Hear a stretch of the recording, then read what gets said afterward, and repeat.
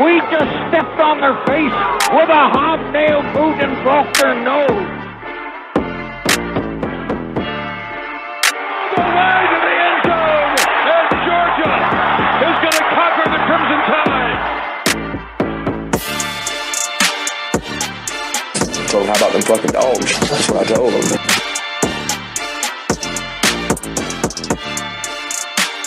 Hope it doesn't take that long again. Go Dawgs. Ladies and gentlemen, welcome to the 100 Sanford podcast. We are back in the building, excited. I cannot wait to get going tonight. It's your boy Lamar, Lovelace, and I'm here with your man, George Foster. What's up, Big G? I'm in here. I'm happy. Fresh off the dub. You look happy. Fresh off the dub, baby. You know what I'm saying? The dub. You got a glow to you. You got you don't even have no hair on top. It looks like a soul glow right now. You hear me? I got a chance to see it in person.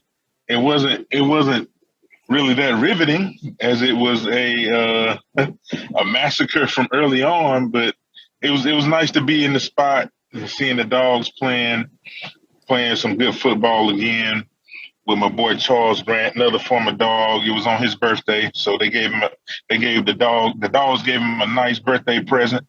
That's what's up. It was cool. It was a good weekend, brother.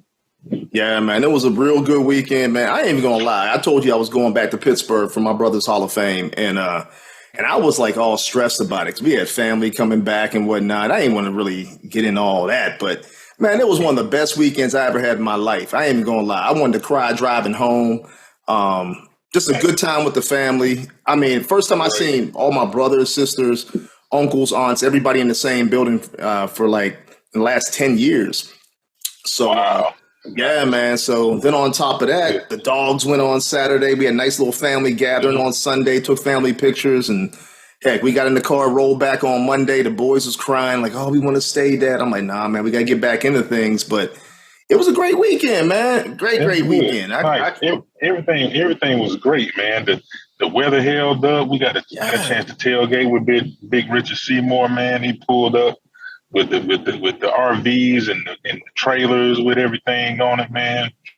Ate good, fellowship with friends and family. Just a good overall weekend, man. And the Dawgs put the cherry on the top. Yeah, man. I was sitting there watching that game intently. I was going to pull up at the Trey's coming on now, but I was going to pull up at the alumni event. But man, there was just so much good stuff happening back at the house. I said, okay, let me just continue to watch the game here. My family was excited, watching the game with me because they were all invested because I'm invested. But wish I could have been down there with y'all kicking it. Have to get down there soon with y'all. But yeah, there will be more. What's that? I say there will be more. Oh, yeah, there will definitely be more, man. I can't wait. I mean, it looks like the season's real promising for a lot of good things to happen throughout the season, no matter where you go. You know what? And since they talking real big, heavy right now, these Gator fans, I might have to really try to make it down to Jacksonville for this one. Yeah, they talking real, even though I don't want to hear it. If they end up not being so good, I don't care. I want to hear you talk in person. Come say it to my face. Yeah, man, they talking big boy. They talking Trigger Trey. Trigger Trey. What's up, Trey? Ain't nothing, man. Just looking at the timeline, watching a whole lot of shit going on. That's about it. How was your weekend, man? We were just talking about our weekends, especially with watching the Dawgs. How was your weekend, man? Man, my week was good, man. Watching nothing but football. Yeah, it was a time, great baby. Yeah, but yeah, man, I might have to roll down to Florida myself for the cocktail party, especially with your boy Silk and the rest of those Gator fans talking all types of noise. And you know what? They threw a nice little tailgate. They're so hype right now. Oh, they're real hype. Going from unrated to number 12, which is crazy to me. I don't even understand how that happens. Just because Utah. They think y'all going to put the backpack on. Man, that's a travesty. Let me tell you something, man. I'm ready for it. probably be a nice little tailgate. I think the Roll Up Network's gonna do it again down there. Yeah. At in Jacksonville. So hey, you might have to pull up. Yes, sir. Yes, sir. Pull up on me. Well, hey, speaking of which, fellas, before we even go too far, man, the 100 Sanford podcast is powered by the Roll Up Network and our sponsor, Gramco, the Delta 8 company based out of Florida, founded by college football junkies just like you and me. If you're not familiar with Gramco, you need to be, man. I mean, it's the absolute leader in the field. They got some phenomenal products, and you just got to try them because I got to tell you about it as well. The Wake and Bake coffee, the gummies, the vapes, and more, simply the best on the market. So go over to thegramcode.com right now. Use the promo code Sanford25 for 25% off your order. No medical card is needed. Shipping is quick and discreet, but you must be 21 or older. Try them today. That's thegramcode.com, THEGRAMCO.com. Using the promo code Sanford25. You won't be disappointed. I'm not even going to tell you you're going to get popped if you take a test. You guys already know that if you're experienced in using gummies and whatnot. But hey, man, let's just get right into this, man, because, you know, we talked about it leading up to the show last week. Now we can really talk about those dogs. We can crack open this can, so to speak. Fellas, it was domination. That's all I'm going to say. It was straight domination from opening whistle to the end of the whistles. It was domination, offensive, defensive side of the ball. What are your initial thoughts on this game? Let's start on the offensive side of the ball first. Let's start on the offensive side of the ball. Offensive line and blocking. Because last year we didn't have that first game. The blocking was, yeah. But he had to get some stuff figured out. Yes, but this year he had all day in the pocket. Agree. What about you, G? Like Trey said, it was the trenches. We talked about it. I told you they were going to jump off that plane and they were going to hit that field and they were going to be like, man, what is this? Look at you jump off the plane and you see Broderick Jones. Like, come on, bro. like they just like we had more of the Jimmies and the Joes than they did. And our X's and O's was cracking. Mm-hmm. Monken was out there acting a fool. He had the Mario star calling the plays. His new name is I don't give a time on. That's his new name. Like he don't care, bro. He was calling it all. Then it's like, man, is like, you know, my man did lead us to a national championship. But it's like, damn, is Stetson that good? Because he didn't get touched. Like, so, like, it's like we gotta wait and see if he really like it. Because is he really like that? Because it's different when the bullets flying. They ain't even shoot the bullets. I'm telling you. My man was back there fixing sandwiches and everything. Pancakes, like, whatever you like. Whatever you like. Whole meal. Like the old line. Hey, they say my man NIL deals getting real chunky. He need to let the big boys hold some of that. He need to go ahead and break them off something. Because they got him looking real nice so far.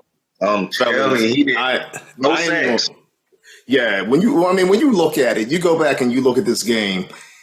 First of all, I didn't anticipate them. I anticipated them being able to move the football, but 7 straight possessions with touchdown. I mean, and it was flawless. And it wasn't short fields. Actually, when you go back and look at the statistics, I think their average starting possession, yard possession was on the 21. Fellas, I mean, they're going 79 yards, doing whatever they wanted to do. And like you said, Stetson had nothing but time in the pocket. The wide receivers were wide open. I mean, running all over the place, catching everything in sight.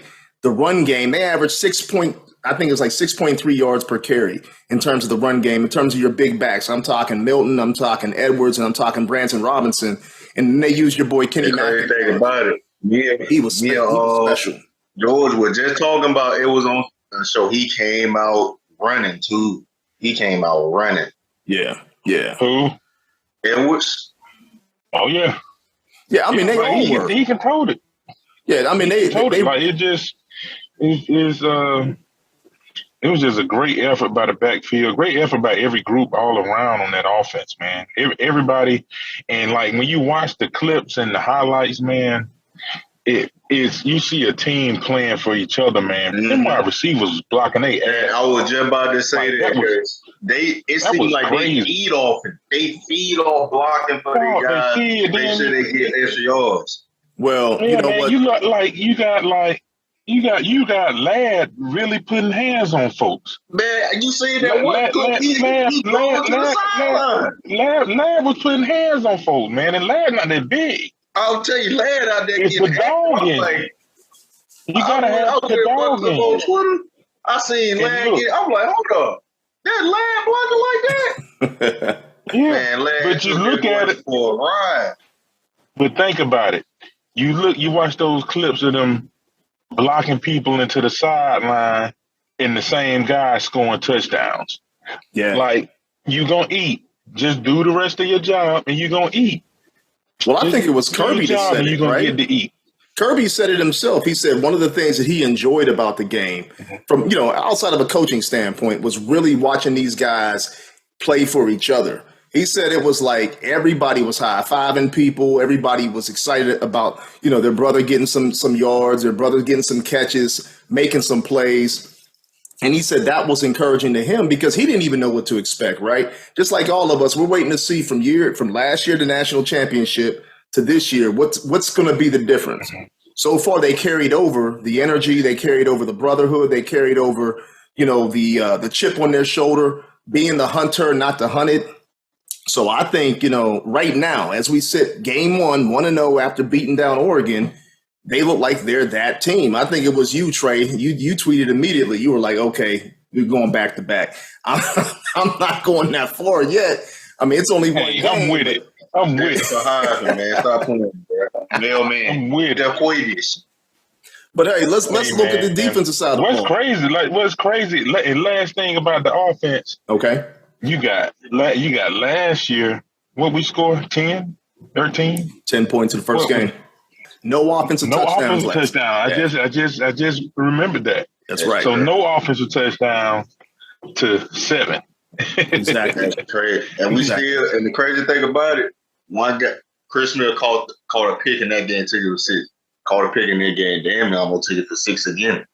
Yeah, man. Well, see, that's what I wanted to do. I wanted to switch to the defensive side of the ball because I don't think the offensive side of the ball most people were worried about. I mean, if Graham were on here, Graham would tell you about run the 13 personnel and run the 12, run the 14. I mean, all kind of stuff Graham would have told you about. But I think the narrative going in was, what's the defense going to look like since it was so generational, so dominating last year? And fellas, outside of, not being able to have the sacks that they wanted on Bo Nix, which is hard to get him down anyway. He's slippery. They choked him out again. They choked out a pretty decent Oregon offense, man. And Oregon O-line didn't play bad, though. Oregon O-line didn't play bad in that game. No, they didn't. But that's one of their strengths. And I got to give it to them. They didn't let those young guys get home much. Now they held 88 a good bit. Yeah, you know what I mean. That was part of it. So you got a good offensive line, and you gotta. If Bo Nix don't do anything, he can get away. Oh yeah, he gonna get away for some pressure. You know what I mean? So between the O-line and them and the youth on our D-line, you know what I mean? They didn't get there like we wanted them to. They got, a lot of I saw my man 13 get baptized one time. I was like, ooh. It's nothing against the young fella. It's nothing against the young fella, but I'm an O-lineman, man. I like to see D-linemen get dunked on their head sometimes. Hey, Jalen Carter called it one time too, though. Jalen called it one time too. Oh yeah, they was coming out. Them deuce blocks. They took 13 for a nice little ride and dropped them off. The helmet fly. I'm like, ooh. Yeah, his helmet came off. I said, man, welcome to college football, my boy. You ain't in high school. Fella gonna know now though. Hey, ain't nothing like getting your butt. You get your ass whooped in a win. Like you can laugh about it. You can come back and then you you know what to do next time. You know, drop that knee down. Yeah, because he ate one. He ate one for sure, though. Hey, everybody gonna eat one. Man. Everybody gonna eat one. Well, see, that's why it's good to play a game like this early, though. That's why it's good to play a game like this early instead of playing the cupcakes and everything else, because you get that out of your system right away. I mean, next week we got Sanford, then you got, you know, South Carolina. You get back into the SEC schedule, but to open up against Oregon, big time atmosphere, you know, down in Atlanta, down at the Mercedes Dome. I mean, everybody was going to be, you know, just going crazy, and yet overcome all of those things, those early jitters, especially for the freshmen coming in. That was huge, man. And we talked about it. We said, okay, who was going to make the big plays? Who was going to be the splash players? We called Chris Smith. We said Chris Smith is going to have a big one, maybe a big pick. I think it might have been me. I ain't going to throw myself out there yet. I think it was me that said it. But my boy Malachi Starks. Graham called it. Oh, yeah. Graham said Malachi was going to make some plays. That's right. That boy is absolutely special, fellas. I mean, I think by the time he leaves, he may go down as one of the most decorated defensive players, because it's very difficult to play underneath Kirby Smart as a defensive player and in general. But in the secondary, as a freshman, as a safety, you got to be putting in a lot of work, man. And that kid, first of all, the play he made, I jumped off the couch. My dad looked at me and said, "What, is that your kid or something? Is that your son?" And I was like, "No, I'm just happy for him, the family, his mom, his dad. I know they were down at the game, and we were talking about how they were, you know, all excited. But that kid made a special play down there. I didn't even made it. I was there, you know. That's crazy. Go ahead, G. Just not having the angles and the replays that TV would have. Just being there, I was like, wait a minute, did he pick that off? Because I was trying to see who, because you couldn't, from where I was sitting, I couldn't tell who had the ball. And then I finally saw a replay. I was like, my God, like, dog, the awareness, the ball skills, that one play right there. I know it's a big play, and it's a pick, so it's like, it's a big play. But what went into that play showed me that he's gonna be something special. You know what I mean? Like put it like this. And this is no knock on my guy, because he, you know what I'm saying, he turned it on. He's doing all right in the NFL. But Tyson Campbell doesn't make that play. His ball skills was not none. That was my only knock on Tyson Campbell. Right. He big, fast, strong, can hit, can be there right with the ball, run with you stride for stride. And as soon as that ball come down, he ain't doing nothing with it. I'm going. I don't even think Paulie Stokes gonna make that play either. He made that, because yeah, that was a play right there, man. That's the best pick I've seen in a minute, because he was able to. Because first he would just look at the quarterback, then got on the receiver hip, then found the ball, then fully extended and got it. Man. Well, wait a minute. No, he didn't fully extend first. He actually turned inside, then turned back outside to make. I mean, the ability to be able to did a whole 360 turn. Yes, that was what was special. Stayed in stride and stayed in stride with the, like you said, in stride with the turn. Man, come on, that's elite right there. Ain't too many people making that type of play. Yeah, secondary play great. I'm telling you who I couldn't really keep out and couldn't get a really bead on. Maybe y'all watched, maybe Trey watched more. How did the new linebackers play?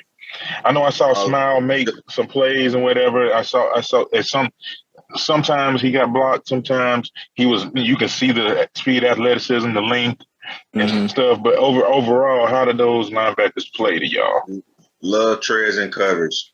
Cause that one play, they had threw a little wheel. He was literally right on the running back's hip. He was right stride. He could have had 2 picks that game. I think he dropped one, but I love Trey. Yeah, he did drop one.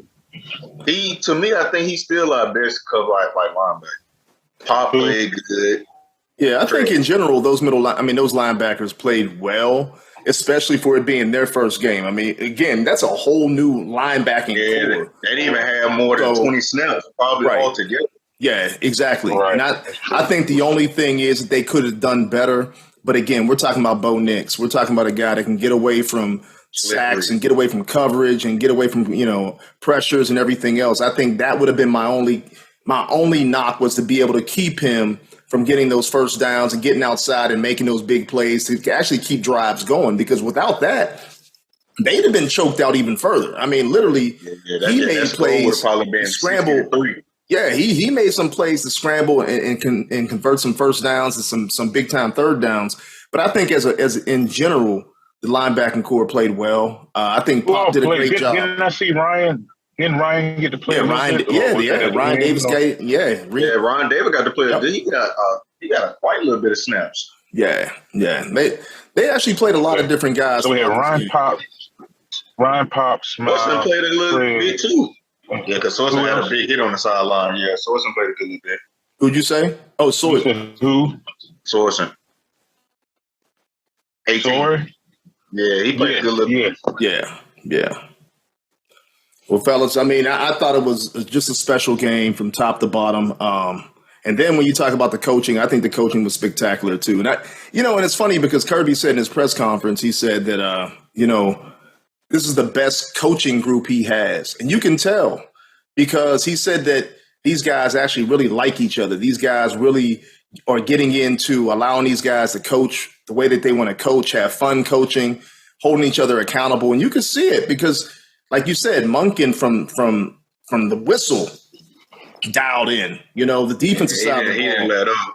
Yeah, Schumann, Muschamp dialed in. Yeah, I mean, it was a great game. Shout out to Oregon too. I mean, they showed up, right? And it's funny because I was listening to a lot of pregame stuff, and people were saying how, when you come into a game like this and you're a first-time head coach, you can almost anticipate you might get it handed to you, right?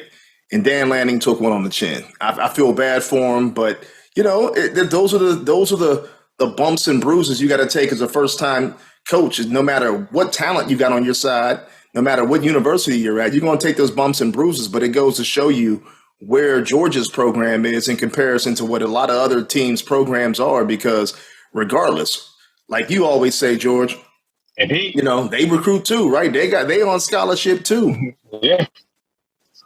But hey, fellas, he had a tough. No, I was going to say, we got a special guest. Who's here in the building right now. No doubt. We wanted to keep this a surprise, but we got none other than Champ Bailey, who's getting ready to join the show. We're going to let him in right now. Hall of Famer Champ Bailey. Pro Bowler. Let's see. He's joining right now. Is that Champ on the line right now? Yes, it is. How we doing? Yes, sir. We got the Hall of Famer, College Hall of Fame, NFL Hall of Fame, DGD, Mount Rushmore defensive back, Champ Bailey in the building. Champ, this is your boy Lamar Lovelace. You're on with Trigger Trey. You're on with your boy George Foster. How you doing tonight? I am doing great, guys. How y'all doing this evening? Good. Man, we good, man. We just came off that dub. Right. We want to see what you got to say about it.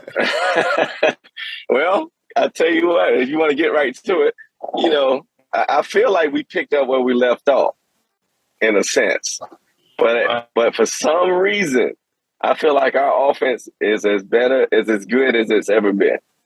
And I think that's the deciding factor for us, really what's going to make us different from all these other top-tier teams is our offense actually got better in my eyes. We still got ball to play, but we stay healthy, man. We dangerous. Now, Champ, you were there. You were live in the building. What makes this team special on offense to you? Because, I mean, you played the game at a high level. I mean, again, we talked about all your accolades, but you've seen this team live. What makes this team special to you? Well, I think I feel like the experience, starting with the quarterback. I think we've always had a stable of backs is capable of running the ball effectively. But now you got a confident, calm, winning quarterback. It changes everything. And then you look at Ladd McConkey, he looks so comfortable. I mean, you just look at the role players on this team, man, and we got a lot of them. And, up front, man, we look stout, big, and ready to, be some road graders. So I feel like we can do so much. We can make big plays. You got the tight ends. I don't even want to go there, man. Everybody knows about our tight ends. So we can do anything. Facts. Go ahead, it looks like Monken has got into his groove. What can you say about him? Because I'll be honest, that first year I was like, man, I can't front. I used to be cussing Monken out. You know what I'm saying? In the comfort of my living room, is like it just wouldn't clicking. And then last year I was like, okay, he doing his thing. And then he did the first game this year. He did the little Usher watch this. The first game, and I was like, "Oh my God, he is in his bag." What you gonna say about Monken, man? I agree. It starts at the top, and I don't know if it's something with him and Stetson. Is it a comfortableness about their relationship and what he feels like he could do? But man, he is mixing it up. He getting everybody involved. I mean, this is one of the reasons why we'll probably our top receiver probably have 40 catches. So because everybody's touching the ball, man, and you got all these weapons, man. It's hard to find ways to get on the ball, but man, I got to give it to him, man. The way he's evolved, I'm with you, George. I was cussing him out early on too. Like it just wasn't clicking. But one thing about it is, I think our quarterback position really changes everything. Aside from all the talent he has around him, he's so comfortable. Man, that only makes your coach even that much more comfortable. Well, Champ, let's switch to the defensive side of the ball because, I mean, obviously they were doing their thing on offense. But defensively, they looked very comfortable as well. I mean, you're one of the best that have ever done it on that back end. What do you think about this defense that was legendary last year, but going into this year actually showed up as well?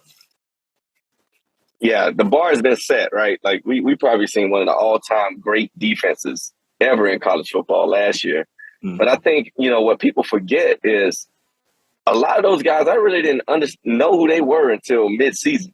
Like, I really didn't know Nakobe Dean until, okay, he keeps popping up, because I hadn't seen him consistently. Because these guys stay young and hungry, ready to try to show out. You got to think they've been sitting back waiting their turn, trying to be the guy. You had the Roquans and all these guys in front of them.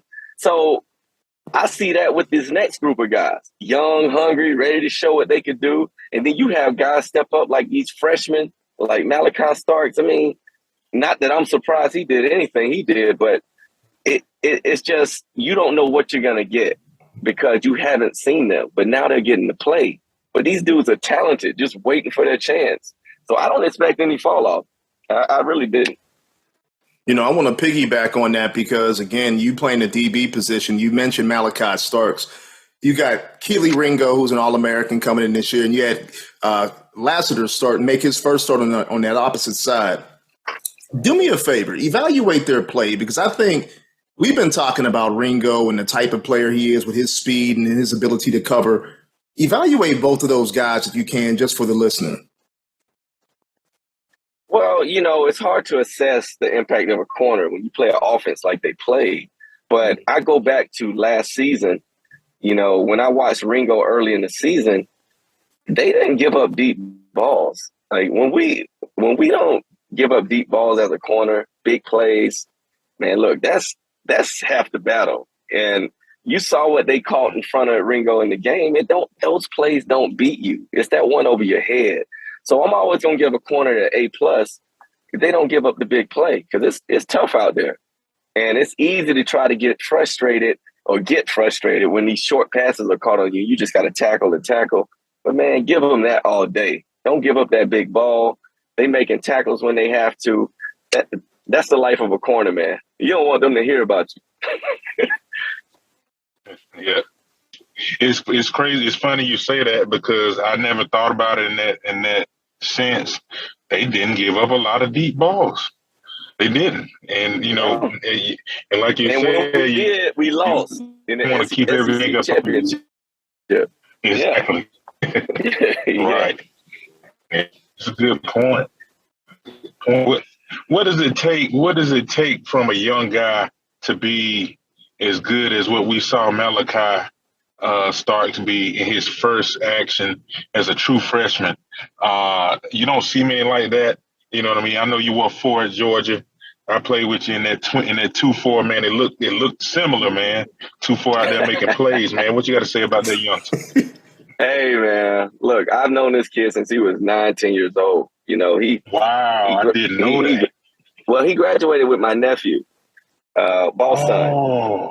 Yeah, that went to Syracuse. So I've known him since he was a jit, and I'm not surprised. That's why I said it earlier. Like, I'm not surprised because this kid is different.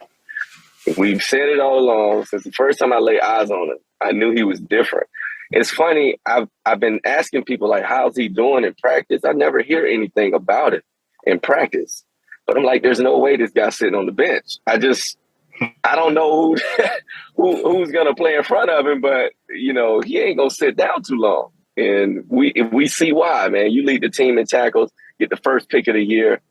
Only special players do stuff like that. And you know it. Like, the special players show up. And I expect a lot more of that. I'm not surprised. I'm impressed. Again, man, this dude has been good like this since I've known him. And I'm looking forward to seeing how he progressed throughout the season. The last thing about Malachi, would you say has a lot to do with instincts, or is it just natural physical ability, or his instincts are just that keen as a youngster? I think it's a little bit of both. For one, like we know he lacks experience. Like, if he's making plays without experience, just imagine how good he's going to be down the road. So he had a chance to have 2 picks in that game. Ball hit him right in the face. If he would have got around a little quicker, he's catching another one, making another spectacular catch. But athleticism trumps everything when you add hard work to it. And you see that in him. He's bulked up. He wasn't that big when he came out, but you could tell he's put that work in. And, man, sky's the limit for him. Yeah, we were talking about him last year, but when he first committed, and I said he was going to start day one. I mean, he didn't start. He came in, I think, maybe after the first series. But, again, he was spectacular. And, George, you stole my thunder because I was actually going to ask Champ because, I think everybody has these aspirations of their kids going to a certain level and being a certain type of player. But is it nature or nurture? Because I know I've talked to a lot of DB coaches, a lot of offensive coaches, skill position coaches, and they always say, you know what? Teach them the technique, teach them do the agility, things like that, and they can get better and they'll, maybe turn into something. What's your opinion on that, Champ? I mean, because you're 4'2". I mean, we all know your speed is legendary, but is it nature or nurture in terms of developing somebody like a Malachi Starks or like yourself? That's a very good question. I don't think I've ever had that question because, you got to have you got to be genetically gifted, right? To really have a chance, put yourself in a position. And then I think your natural ability only going to take you so far. So how you're developed, the way you understand the game, play the game, your toughness, there's so many layers to football, of being a good football player that you really can't pinpoint one thing, but it all starts with your natural ability. But over time, you better be getting taught the right things to do, the things to look for, concepts, because talent gets tighter and tighter and tighter. Everybody's good at some point, and you just got to outthink people and outwork people, and get lucky sometimes. I mean, that's really how it works in my eyes. I think some people can assess it a little differently, based off their experiences. But that's what I see when I see great players. Like, they just start out with great talent, and then the work, and then more work and discipline. I mean, things going your way, staying healthy. That's really what I think creates a great player. Well, speaking of assessment, I want to kind of go back now. I mean, we've talked about the game. We talked about a couple players, but Again, you chose Georgia, and this is almost like a recruiting plug for listeners because actually we got a big time recruit coming on next week. Why did you choose Georgia going back in the day? In terms of your recruitment, why did you choose Georgia? It was pretty easy for me. I was fortunate enough to have an older brother get there 3 years before me. Mm-hmm. So he played corner. He basically he carved the path for me because he played quarterback in high school. So did I. Didn't play a lot of defense, played safety, whatever, but got recruited as a corner primarily. So we had that same path, so to speak. Mm-hmm. So he showed me how to get there, and it was only fitting I went to Georgia. I grew up a Bulldog fan. There was no way I was getting out of the state. Well, fast forwarded, though, had you had the opportunity I already know where this goes. You know it already. With NIL, with the portal, would you have made a different decision, or would you have still looked at it like, no, I'm a dog all the way through? I honestly can't say. It's hard when you grow up in tough times like, poverty and, mm-hmm. Never having much to really know or put an emphasis on the long game, right? Like playing the long game, staying in Georgia would have been the play, which I'm starting to reap the benefits of that now.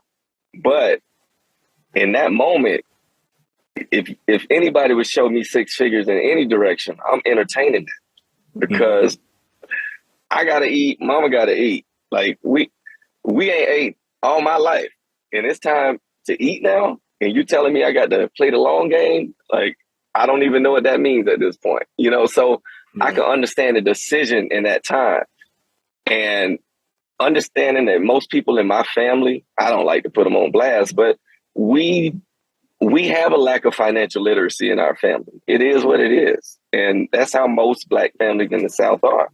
Most of us, not all of us, I can't say that. But that was our reality. So in that decision, you throw money at anybody that's never had it, what do you think they're going to do? It's only fitting. And, it would have been hard, bro. It would have been hard. But I would expect my dogs to step up to the plate and overpay me over anybody. So, it is what it is at that point. Let me money well spent. Absolutely. Let me piggyback that real quick because, so let's put you now into the recruiter's hands, let you be a recruiter. How would you then recruit today's athlete, especially like right now with the Dawgs doing what they're doing, Alabama's done what they've done? How would you recruit a kid to stay and follow the course? Because as we see it, man, if you just stick it through 3 to 4 years, you're going to cash that big check at the next level. How are you going to recruit that kid to come to your university? Well, I'm not sure what I have to offer. I know there's a menu of things that these colleges offer, but really, I don't understand the college experience enough to know exactly what to offer. But what I can say is, as a responsible adult, I'm going to try to convince them about the long game, right? Building relationships, understanding how to spend your money, make your money, take care of your family, things like that we all learned after we've had millions of dollars for years that we blew kind of through. And then, fortunate enough, I was able to stay around long enough to make up for a lot of those early mistakes. Mm-hmm. But a lot of guys are not fortunate to do that. So I think one of the things I look back and treasured the most in college was my relationships, all the connections I've made, and being back in the state after being gone for 15 years. I'm reaping the benefits of those bridges I built. So to get to tell that story, it'll be impactful to some of the mature guys and guys' families that understand that. Yeah. But man, it's a challenge because that money's out there. And you're talking to people who don't have much sometimes, hey, they gonna go where the money is. And I understand it. Yeah. Now, one of the other things you did, you played both ways. You played offense, you played defense, but not only that, you ran track. And it got me to thinking about Arian Smith, who actually injured his ankle earlier in spring camp. Is he out for the year, Trey? Nah. Okay. Right. So he'll bounce back. What are your thoughts on guys playing other sports? Because I think now everybody's becoming so specialized where they just stop playing one sport. I mean, but you were a three sport star. I mean, what's your thoughts on that?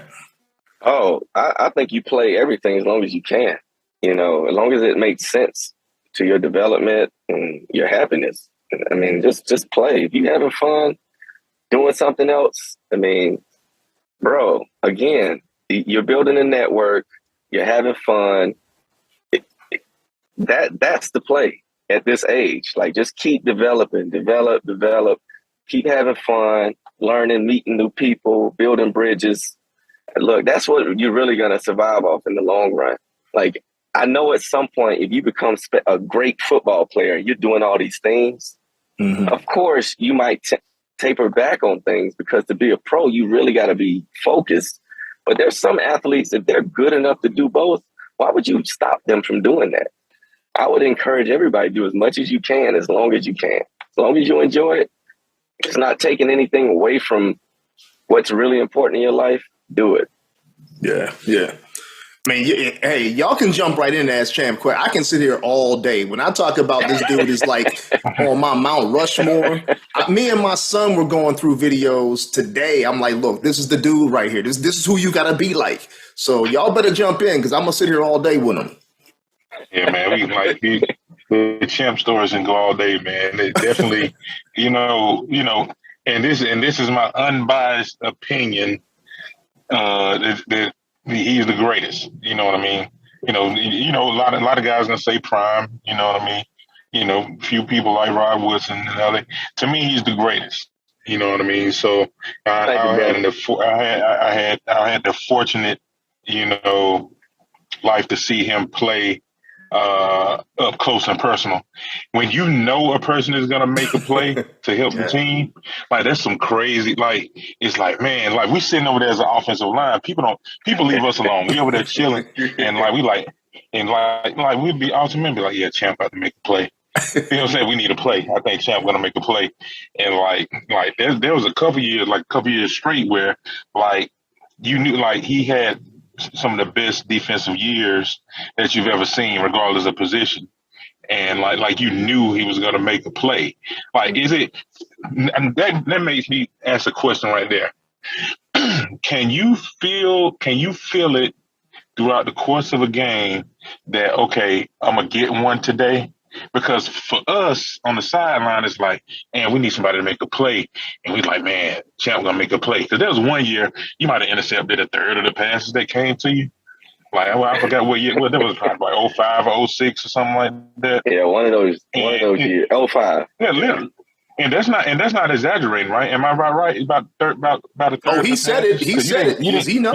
You didn't get targeted that much, and you intercepted about a third of the passes that came your way.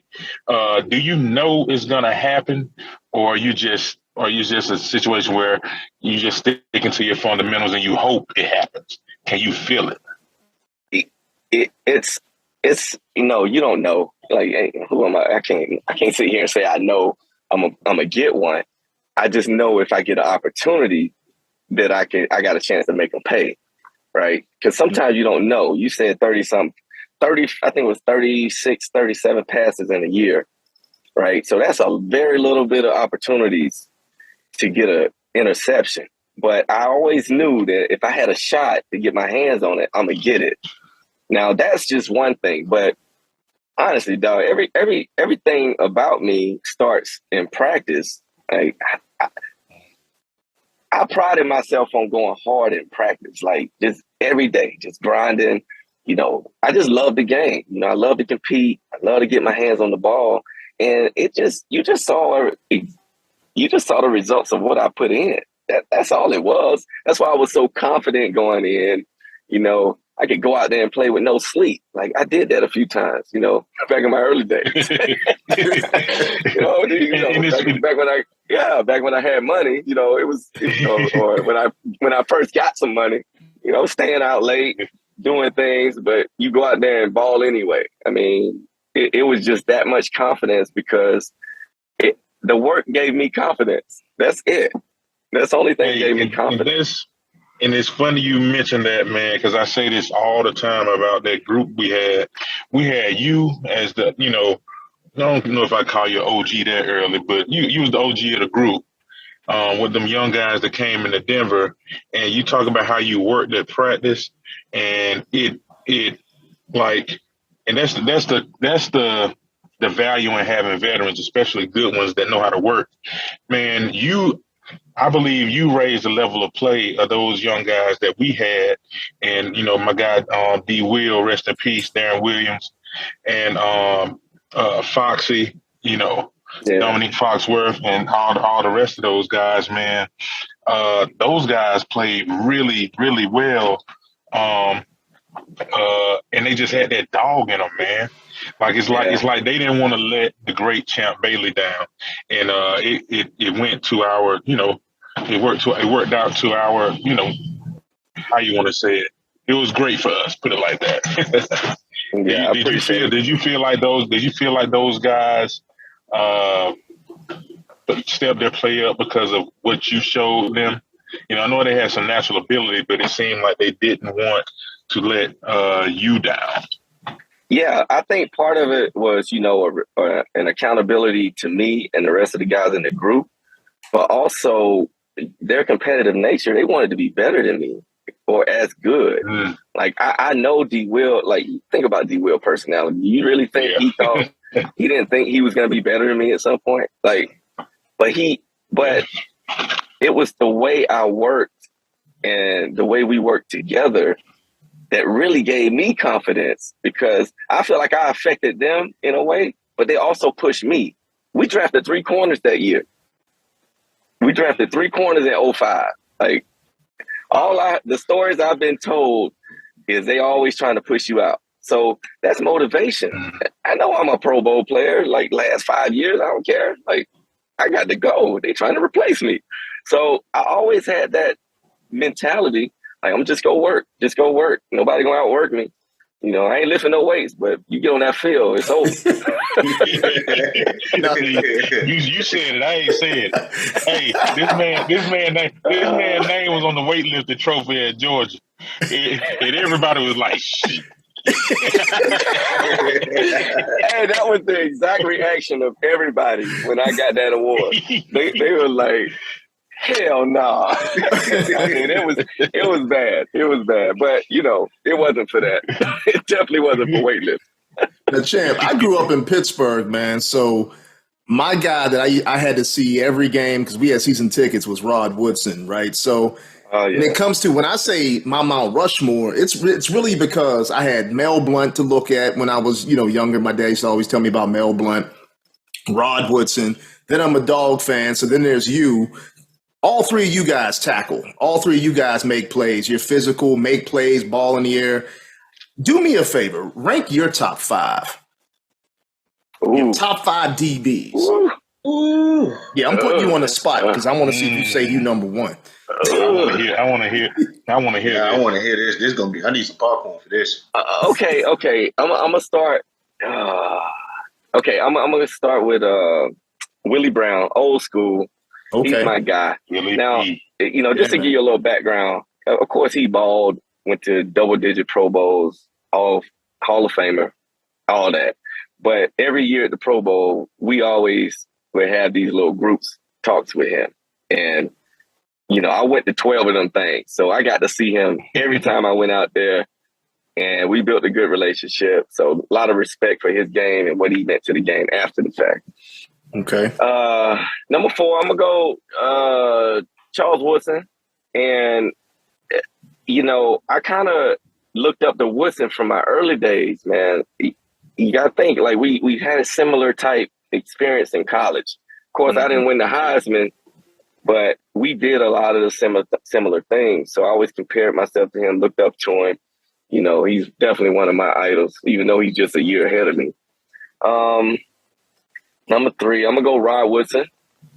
And Rod, because he's just a playmaker, man. Rod did everything. I mean, him and Charles Woodson, it's funny they're not brothers, right? Because they pretty much had the same career when you really think about it. Yeah. And then I'm going to go my two idols at 1 and 2, Darryl Green at 2, Deion at 1. Now, I know Deion ain't go out there and tackle, but he affected the game. Like, he affected the game. He was Darrelle Revis, who I would put in the top 10, Darrelle Revis. I think he was that good. He was Darrelle Revis for a longer period of time. That's all. Like, he was that good. So, Darryl Green, I was fortunate enough to play with him, and Deion, fortunate enough to play with him as well at the same time. So, those are my two guys. That's my top 5, baby. Did you purposely left yourself out? Yeah. Hey, man, those are my goats, man. So it's I have reasons to put myself in there over 1 or 2 of them, but it's look, come on, man. Like, these are the guys I looked up to. They set the standard, and without them, I'm not me. So I can't. It's hard for me to put myself up there. No, that's okay. We'll do it for you. We'll put you up there. I appreciate it. By far. I mean, again, I was just showing my son. My son was asking me, he said, Daddy, why do you like doing the show so much? I said, just for tonight, son. And we pulled up the videos, and he was like, his eyes got so big. He said, I know who that is. He said, but I can also tell it's old because the film is real grainy. So yeah, absolutely. Those 90s are tough, baby. Especially if you're watching Georgia tape. Right, facts. Real quick too. You be sending me Georgia stuff, man. Right? Hey, let me ask you one thing about. I'm gonna ask you about this. It's gonna trip you out. Take you back to your Deion and Darryl Green days. How did it feel that time when Big O came and got you on that interception? Like he baptized you, didn't he? Like, he don't kill my boy. No, so basically, I'm like, dang, I'm clear, and then all of a sudden, I'm like, oh, he's right there, and I probably should have stopped. But I was like, I'm gonna try to outrun it. So I let him tackle me. He sprained my ankle, man. I was running, wasn't he? I was hurt for the rest of the season. Really? That for real? I played. I played, but I was hurt in the rest of the season. Oh yeah, I ain't practiced much from then on. But that was a big play in that game too. I remember that, boy. Yeah, Big O got me. I knew a Big O lineman would remember some stuff like that. Of course. Yeah, Orlando Pace. That's one of the GOATs, though. Two Hall of Fame on Hall of Fame violence. You know it. That's how I feel when people bring up Ben Watson chasing me down. Oh, he's a dog. What you expect? So Right. It is what it is. Yeah, that was crazy. Hey, we'd be remiss not to talk about this because you did play with Kirby. And right. It's funny and it's interesting because, again, you were on the sidelines and here's Kirby playing in this big game, and won a national championship last year. Going back to your days of playing with him, did you ever see that he would be this guy that he is right now leading the Georgia Bulldogs? Well, not till I reflect and remember in those moments what he was like. He used to get on my nerves, like, because he knew everything. He always yelling at us, line up and this and that. But dog, he would make comments throughout the game because he saw how good I was before I did. Like, people would tell me, "Oh yeah, you do this and that," but it was different coming from him because I knew how smart he was, and I sat in the film room with him every day of college and saw him tell us what was coming, what we should be doing, how to get lined up. And then him commenting on the plays I made. Hey, boy, that's big league play. Oh, hey, what? Like, oh, you definitely going to the league. Just little stuff, subtle little comments. But it was different from him because I just knew the mindset he had and how he approached the game. So it was it affected me differently. I didn't look at it as a compliment because that ain't Kirby. He ain't the complimentary type. He's the one that's going to call out the facts. Like, oh, this is what's happening. This is what it is. So, I always respected him that way. Did I know at the time? Hell no. Hell no. I was worried about getting lined up right, so I wasn't thinking like that. But looking back, yeah, he was a coach in the making. Well, looking at this team now, where do you see this team going in the future under Kirby? Again, we just won the national championship. You were live in person, saw this 49-3 beat down of Oregon. Where do you see this team moving in the future? I think we're fine this year. I think there is no doubt in my mind we can run through our schedule. You know, obviously SEC championship will be our toughest match if we get there, but there's no doubt in my mind we can run the table. And what I'm worried about more than anything, and I don't like to look past what's in front of me too often, but I'm not in the locker room, so I could do it. I'm worried about our quarterback transition. You see Carson Beck coming in, look good, but that's the end of the game duties. So I want to see what the next guy looks like after Stetson, and not this season, but next season.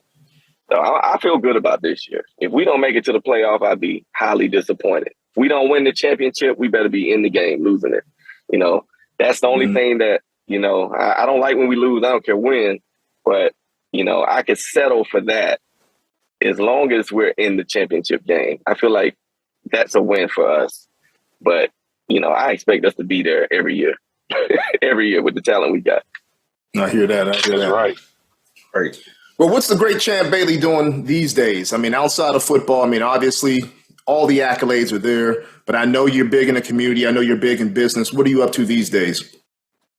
Well, a couple things that I'll highlight. God, I'm a full-fledged businessman, entrepreneur now, because I got my hands in a lot of different things, real estate, a little bit this and that.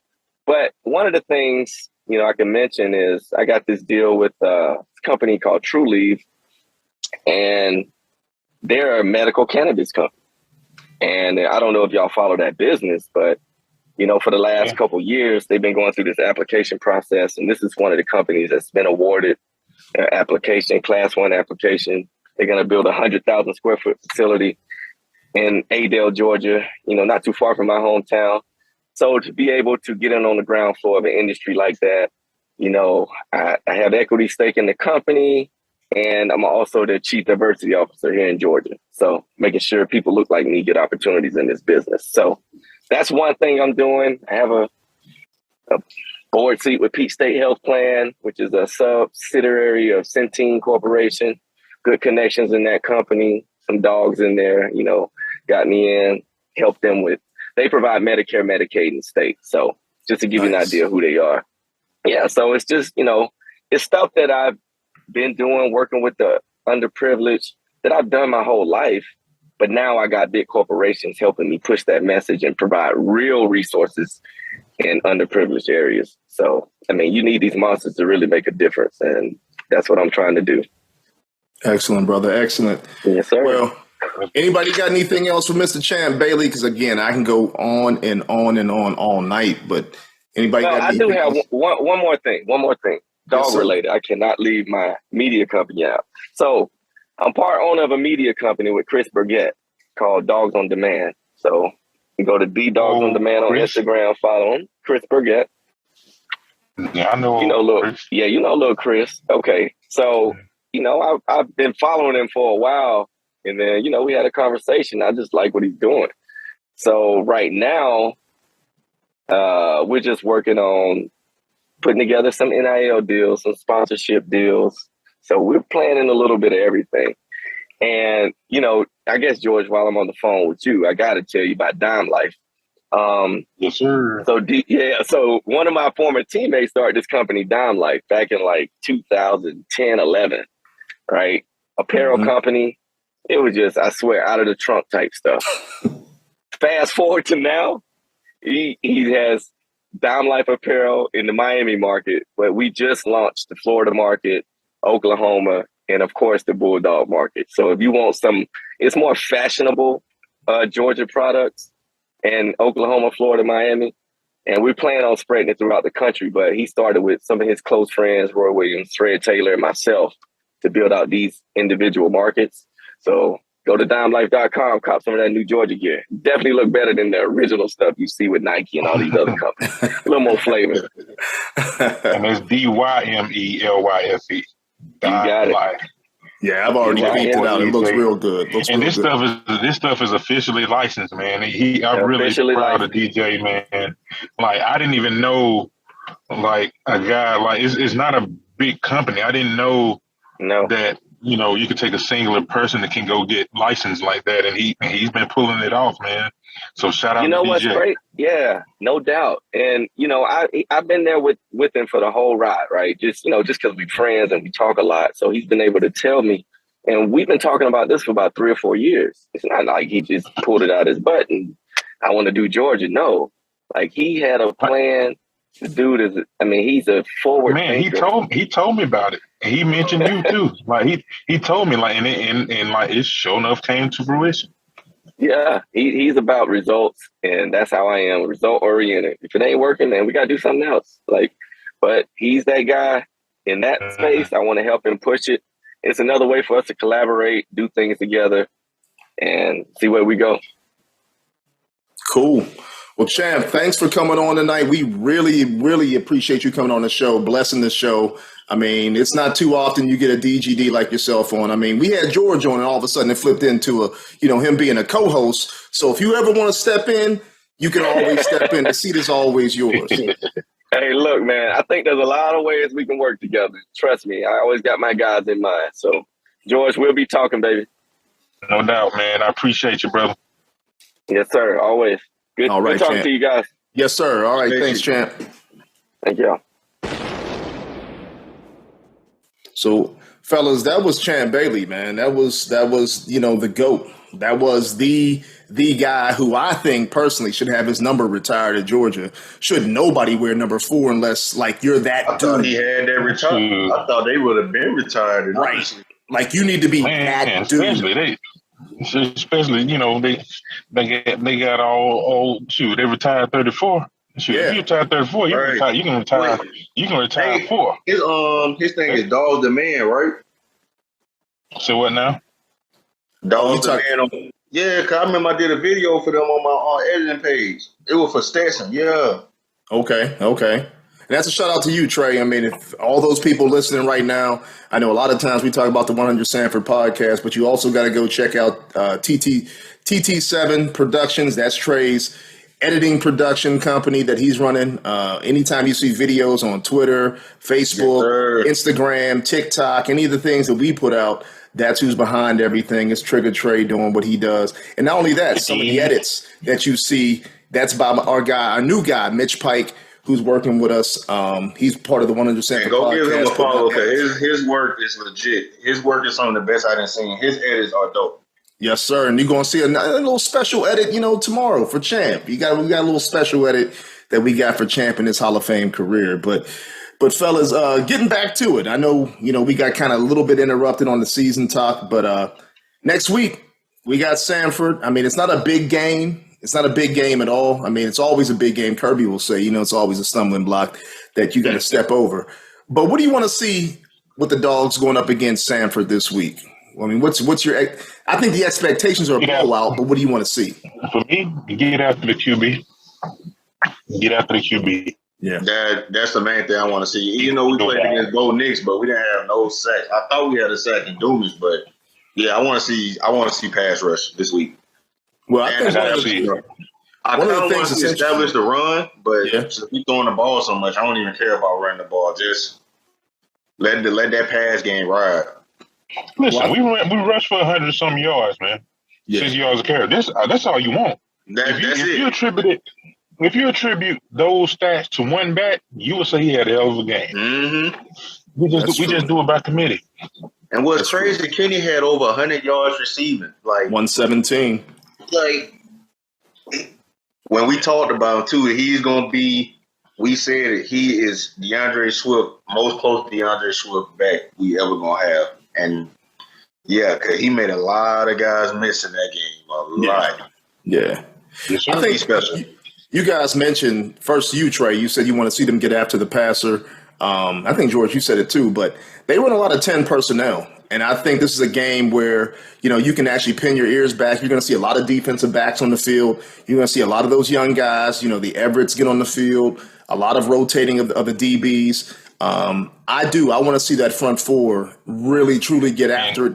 And as long as they don't go up tempo, which Oregon attempted to do, right? They attempted to go up tempo and keep our defensive linemen from rotating.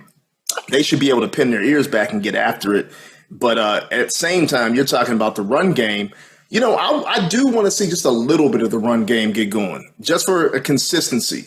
Because I think there's going to be some games you just can't sit there and air it out, especially when you get against some better DBs. South Carolina's not the greatest team, right? But they do have a tendency to have quote unquote good secondary. Yeah, they got a good secondary. Play well. They discipline and they know their roles and they're a good little secondary. D line might be, a little bit average, but their secondary is one of the best in the SEC. Yeah, and that's exactly what I was going to say. I mean, because you're going to run up against some teams that can cover a little bit. You know, you're not going to just completely open up the offense and just beat them down like you did Oregon. I just want to see a little consistency on both sides of the offensive play calling, just to show that we can do it. Coach Hatcher's going to play him well. Mm-hmm. Chris Hatcher's he's a legendary coach at the levels that he's been at Valdosta State. He's from my hometown. Was a great player in high school. Great player at. Did Chris win Herschel? The Walter Payton. Chris might have won the Walter Payton before at Valdosta State as a QB. I think he did. I think he, I think he won it. I think he was under Hal Mummy for a while and coaching in that system. So Chris Hatcher knows how to air it out. So our DBs, these young DBs, are going to get some work this weekend. Trust me. Yeah. And then that's actually good because I know we kind of want Lasser to get more work in because he really didn't get tested as much as, for his first game. He did make some solid tackles and he played his role. He knew his assignments and stuff like that. But we do want our young DBs to get tested. Just like what's crazy, Champ Bailey said what he said about starts. That's amazing right there. He said he wasn't even surprised Starks played like that. I mean, but if you really go back, I mean, I'm not going to say I'm not surprised about the way he played.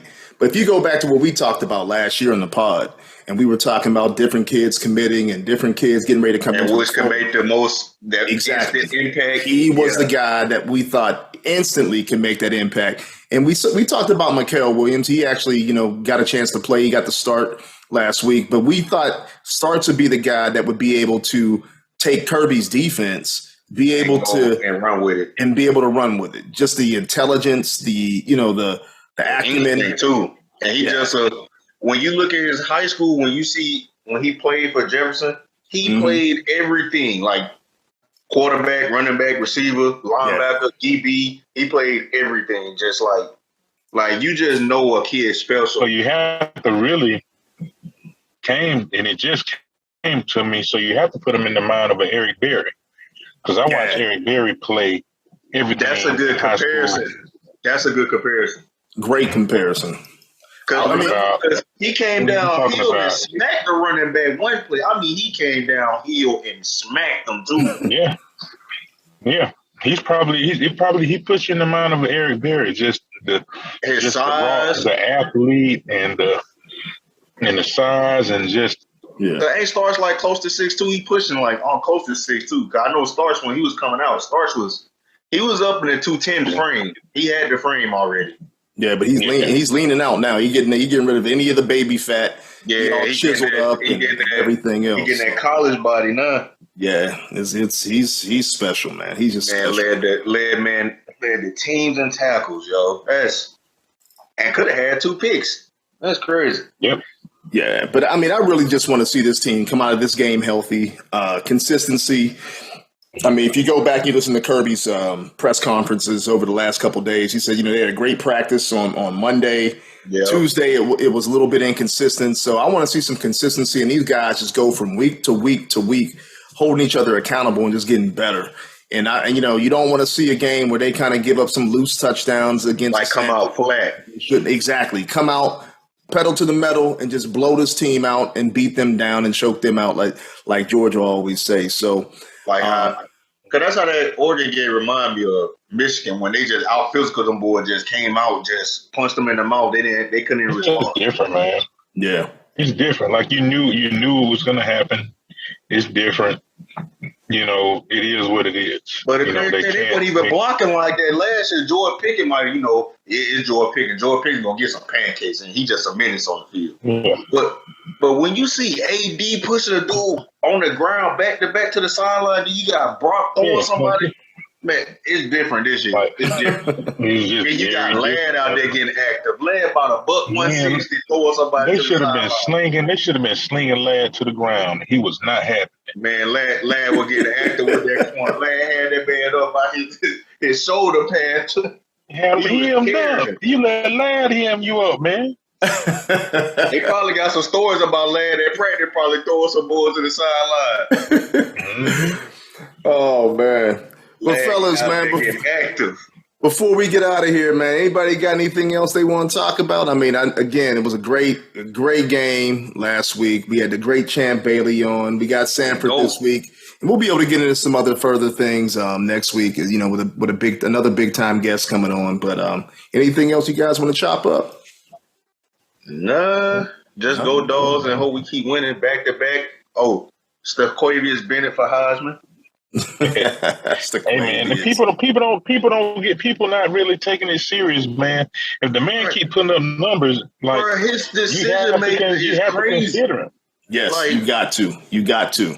And then they didn't even give him Player of the Week, which I thought was kind of messed up. They should have gave him SEC Player of the Week. And you know what else I just saw today?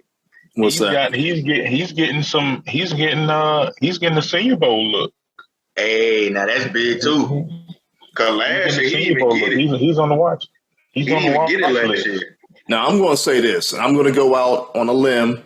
I mean, first of all, we already talked about it. I said if Stetson has a big year, he's going to win the Heisman. He's going to win the Heisman. The second thing is that he is going to get drafted. He's going to go anywhere. I mean, I can't say round per se. He's not going later. If he wins the Heisman, he's not going later than the third round. Oh, no, I'd say he still go later in the third round. I'd still say maybe fourth to seventh. NFL's about metric. He doesn't but have that college hype, though. Like that frame. That college hype, though, because look at Baker. Baker won in the first round. Baker been mid ever since he's been in the league. Yeah, but Baker's built kind of thick, though. Yeah, Stetson's a small cat, man, but just to even, I never thought he would get a Senior Bowl look. I never did either. So, that's big for him. The man living his wildest dreams, man. He's not the biggest guy, not the strongest guy. He was an afterthought for years, and now he's won a national championship, and he's picking it up right where he left off last year. The man living his wildest dream. I'm just glad to be able to see it and see how far he takes it. Right there. That's what I was going to say. I'm just happy to be on the ride. That's it. I'm gonna tell my kids the story of Stetson Quavius Mailman Bennett. All right, fellas. He brought Georgia a national championship, and he had to fight through 3 5-star quarterbacks to get it. He gonna get a movie? Oh yeah, he's getting a movie. I'm just letting y'all know that too. That 30 for 30 gonna be crazy. The book gonna sell out. Oh yeah, the book gonna be a #1 seller. Yep. All right, fellas. But hey, I just want to let the people know too. I mean, again, we got a lot of stuff coming out. We got new merch getting ready to drop. I think maybe next week we'll release that. Yes, new merch designs for the 100 Sanford podcast. We still got the video portion in motion. A lot of great interviews. Hopefully we have a commitment edit soon because we supposed to have one, but some stuff that changed. But you never know. That might come back. There you go. All right, fellas. Well, let's get ready to get up out of here. As usual, love chopping it up with y'all. Hit me up for anything, folks. Hit us up. Let us know what you want us to talk about. Let us know who you want us to go after and talk to. And again, we got another big time interview coming up next week from a Georgia commit, and excited for that as well. But as usual, see you at 100 Sanford. Go Dawgs. Yes, sir. Go Dawgs. Go Dawgs. Thank you for listening to the 100 Sanford podcast. Tune in weekly to hear fresh content from the 100 Sanford podcast every Thursday, but also with some pop-up shows every now and then as news breaks. You can also follow the content on our website, www.100sanfordpodcast.com, and email us at dogs@100sanfordpodcast.com. Lastly, reach out to us on social media streams. For Twitter, it's @100Sanford, but on IG, TikTok, Facebook, and other accounts, it's 100 Sanford Podcast. All right, folks, that's it. And as usual, see you at 100 Sanford.